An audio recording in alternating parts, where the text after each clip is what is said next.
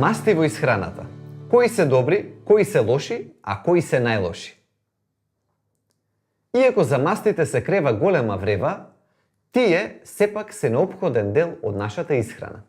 За да се оттргнат сите дилеми, јас користам едноставен начин на поделба на мастите со цел да сме најасно кои се корисни, а кои не.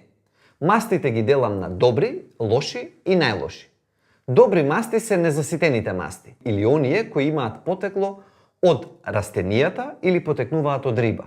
Моно и полинезаситените масти најчесто ги има во природните растителни масла, како маслиновото, но и во семките и во јаткастите плодови.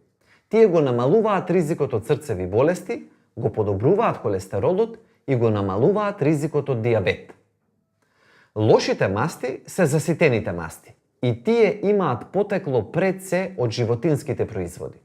Месото, путерот, млекото, млечните производи, но и палминото и кокосовото масло се најчестите извори на заситени масти. Овие масти го покачуваат лошиот холестерол во крвта и затоа најголемите стручни асоциации во светот препорачуваат силно ограничување на внесот на заситените масти. Најлоши се трансмастите. Тие не постојат во природата и човекот вештечки ги создава. Листата на штетни ефекти од нив е предолга. Главен извор – тврдите маргарини и хидрогенираните масла. Пржените теста се особено опасен извор на трансмасти. Препораката тука гласи – не ги внесувајте. Тоа се мастите – добрите, лошите и најлошите.